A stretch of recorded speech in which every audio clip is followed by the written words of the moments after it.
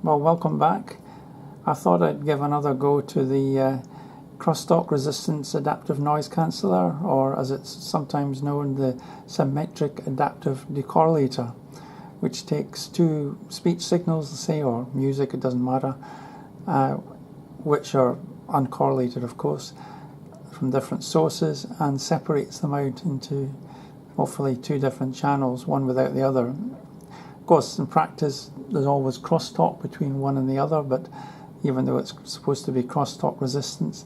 But I just wanted to show you a pseudo real-time application using ordinary LabView and just the sound card, no National Instruments data acquisition devices.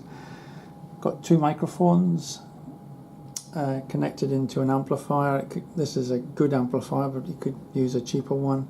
These are XLR microphones, of course.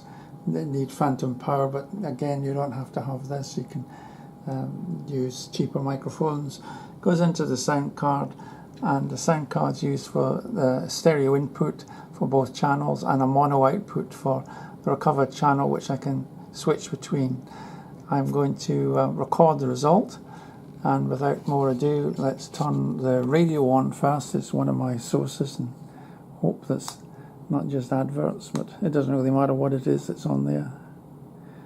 That swing from the 2015 World Cup? No, he's been working on it for a long time. So we're getting the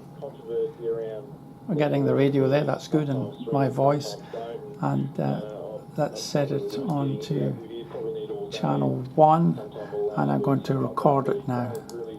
So that's one of the channels playing out, which I think is my voice, and so when I play the stored WAV file, you should hear my voice reasonably clearly, and hopefully the radio signal will be attenuated in the background.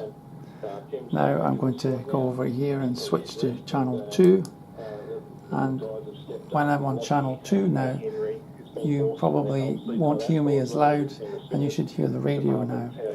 I can see just from the graph here that my speech has been attenuated, and I'm getting what looks like the radio in the background. Now that I've got that, I'm going to store it as a WAV file and play it back to you.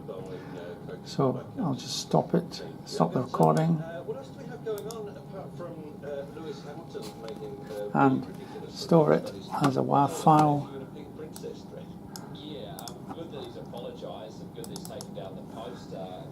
There we go. So that's done that. Let me turn off the radio, and I'm going to got an amplifier here. Hope you can hear it. Tried this earlier and didn't come through too well on the camera. So camera mics. So here it is. Really well. So that's one of the channels playing out, which I think is my voice, and so when I play the stored WAV file, you should hear my voice reasonably clearly, and hopefully the radio signal will be attenuated in the background. Now I'm going to go over here and switch to channel 2. All the guys have stepped up, and Lockie and Matt Henry, who's been obviously by that point as well in the spinning department, how he stepped up after missing out on India, an opportunity over there with his groin injury, and he did really well as well also. Thanks so much for your time this morning, Shane, and the very best for the start of the T20s in Nelson tomorrow. Okay, so you can still hear my voice a little bit, but I think you get the basic idea that it's definitely cancelled my voice. And of course I can swap it the other way around, so that perhaps makes more sense if I swap the microphones and do the same thing over again. Let's put the radio on. Manchester City can afford to play striker. Right, let's start again. Can certainly do it. £75 million. That's what happens when you have the of the amplifier playing back at the same time. So that's a good reason for recording it. And it's started again. There we go. Right, so we're on channel 2. Put it back to channel 1. Let's record again. So I'm recording again, and Not sure which channel this is, whether it's the radio or my voice, but it's one of the channels. Oh, I have to swap the microphones. Swapping the microphones. So swap the microphones, and now we're recording a channel. I think it's the radio. Now let's go to the other channel, channel 2, and we should now hear the second channel. I think that's my voice, the second channel. So the radio should be in the background. Switching back again to channel 1, which may or may not be the radio. I think it's the radio. And let's have another look at what happens. So let's stop the recording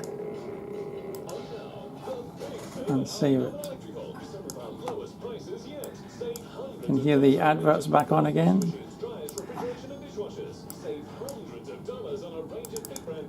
Okay, so now I'll turn the radio off and let's play that back. I have to turn the amplifier on, put the camera close to the speaker. So I'm recording again, and I'm not sure which channel this is, whether it's the radio or my voice, but it's one of the channels. Oh, I have to swap the microphone. Some 12 years ago went through a season unbeaten. But Manchester City, that's actually the radio at the moment. This morning, that's just crazy. Manchester United not having the winning season. That's going back to we should now hear the second channel. I think that's my voice. You can still hear the residual radio there, of course. So the radio should be in the background. Switching back again to channel. Do you ever wonder what life is all about? Has life dealt you some hard times? Just the radio on its own there. Why you? To get some understanding and comfort, get your copy of the book In the Light of Truth. Call 0800 472. Okay, so it doesn't matter which way round you put the microphones, of course. It's just everything's the other way round. It's called symmetric, of course. Okay, so there we go. That's a short demo of the crosstalk resistance noise canceller.